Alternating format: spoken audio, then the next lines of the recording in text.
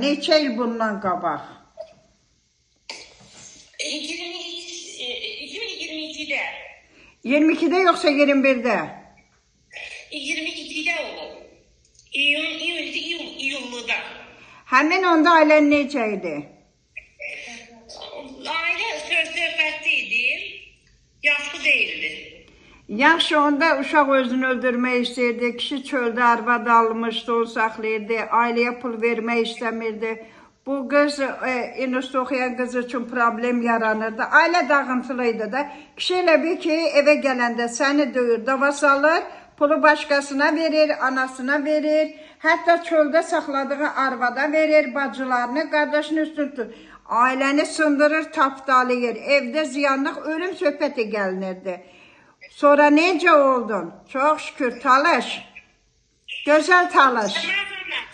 Səmər xanım, bilirəm, bunlar oldu, düzəldi və sənə qarşı... Sən ondan razısanmı? Necə dəyişdi?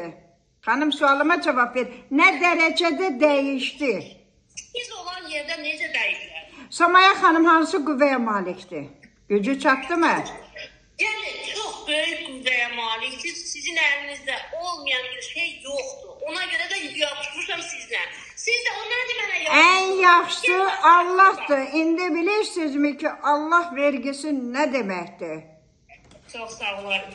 Mənim üçün iş görmüşsünüz. Sizə də Allah yaradıb, məni də Allah yaradıbdır. Kimsə də o lənkaran, dırnaq arası, bəzi falçılar, başşenliklər, millətin ailəsini dağıtmaq, ailələri boşatmaq, ölümlə nəticələndirən, bunlar ziyankarlıq verilibdir. Allahdan qorxmurlar bu insanlar. Mən nə qədər talış ailələrinə baxıram, sizin kimilərinə, ailə dağılır, evlatlar ortada qalırlar, göz yaşları içində. Bəs bu cür insanlara, bu falçı molla baxıcılara nə deyərdin? Allah onların nəhlət eləsindir. Mən nə deyim? Heç nə. Mən nə deyim onlar? Nə deyim?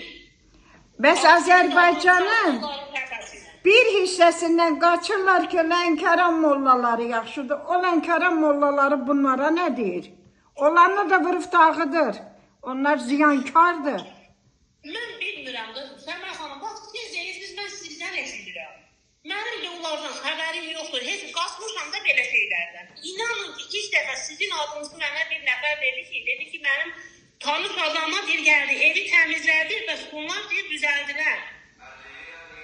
O da bizə necə olmuşdu? Dedim, biz evdə öldürürük bir-birimizi.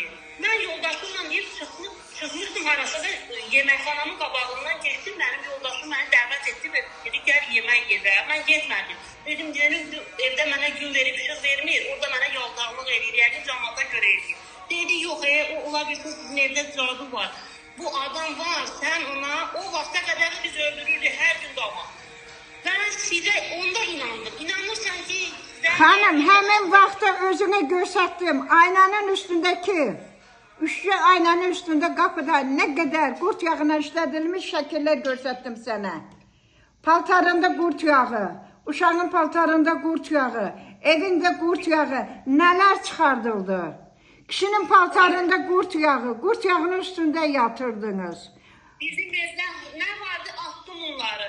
Səmər xanım, mənim yoldaşım interesli bir şey vardı ki, evdə nə vardı? Xanım, evdə müharibə gedirdi, evdə dinç gün yox idi, uşaq da bezib özünü öldürmək istəyirdi. Rədd olsun o pis falçı, molla, baxıcı, talış mollaları. Rədd olsun, Allah onlardan qisas alacaqdı. Oldu mu?